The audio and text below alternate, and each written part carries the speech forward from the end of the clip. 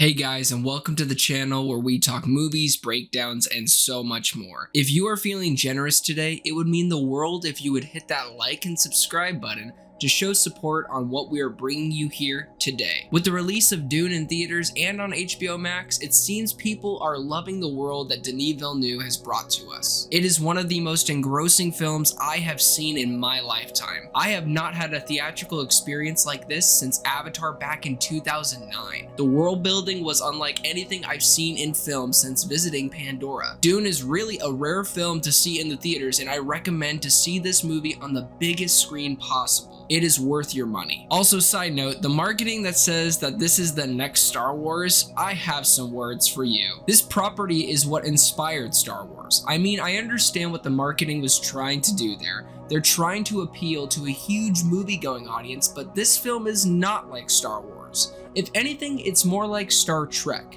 A more intellectual take on the concept of planets warring with each other, different factions fighting for resources. Okay, ran over. Moving on to the actual topic for today's video, we will be looking at the differences between David Lynch's Dune and Denis Villeneuve's Dune. But before I continue, guys, we have an amazing platform for you to follow on our Instagram, where we post everything movies, breakdowns, memes, fun facts, and even reviews. So please, before you leave, click down below the link in the description and follow us today. When it comes to the story of Dune, it is one of the most densest stories ever put down in paper. At 794 pages, Frank Herbert immerses you into a world that has sand. I don't like sand. It's coarse and rough and irritating, and it gets everywhere. Desert power, spice, still suits, Freeman, Harkonnen, and my favorite, the Bene Gesserits. Now, when it comes to adapting this massive story, David Lynch and Denis Villeneuve had a lot to live up to. But to me personally, why Denis' take is better than Lynch's is because we actually get time to breathe in the story and the characters. Rather, in the 1984 adaptation, everything felt so rushed in a time frame of 2 hours and 17 minutes. It is for sure a guilty pleasure, but a flawed one at that. But with the 2021 version of Dune, we get to have the moments where Paul is wrestling with his thoughts of being this supposed savior. We get to see Lady Jessica and Lord Duke's relationship a little bit more fleshed out compared to the little bit of screen time that we had with the version in 1984. The first difference with these films is the approach to it. Lynch's take is taking the whole story and cramming it into one film.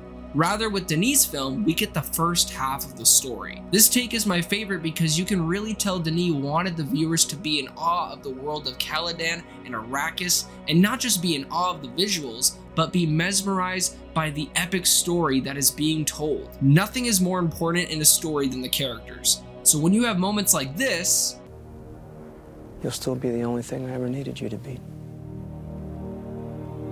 My son. You actually feel the weight of what is happening. Another difference I found in this film is the take on Paul. With Kyle MacLachlan's version, it is definitely taking more of the heroic side of this iteration. But with Timothee Chalamet's take, we see a more brooding, thoughtful, burden-heavy Paul, like the one in the book. Seeing his performance as Paul Atreides is one of my favorite lead performances this year. This is the Paul we have come to know in Frank Herbert's book. A brooding human who carries the weight of the world around him. He is quiet, timid, but quick when the need arises. With scenes like this, as Emperor Dr. Kynes, I can make a paradise for Arrakis with a wave of my hand.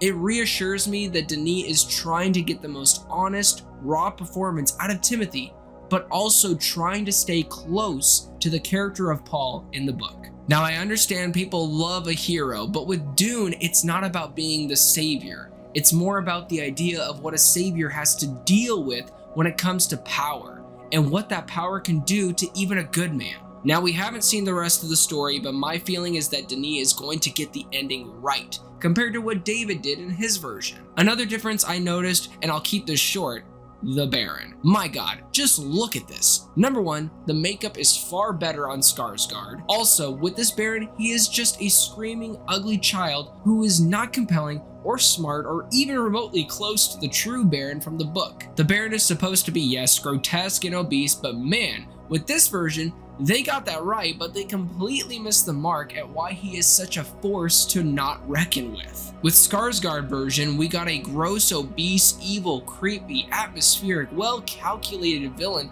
that should be feared when his name is mentioned. It's like what Josh Brolin said. They're not human, they're brutal. That they are, Josh. That they are. One of my favorite changes was Dr. Kindness. Obviously, the huge difference is now Dr. Kindness is now a woman. It is a welcome change to the story. In the original film and book, Dr. Kindness is an old male retainer from the Imperial Court who has gone native after living on Arrakis for 20 years. He is sadly only introduced for a little bit of the film in the 1984 version, and then essentially booted off quick in the second half of the film as he is killed off screen due to the Baron. Talk about underwhelming. But with this version of Dr. Kindness played amazingly by Sharon Duncan Brewster, we get to see more of a development to her compassionate and authoritative side from the book. Throughout the film, we see a side of Dr. Kindness that is caring when it comes to her interactions with Paul and his purpose. And the last difference that makes me so happy to see is that this film actually embraces the many different religious inspirations Frank Herbert had in this epic story. The number one religion that I see heavily influenced throughout this film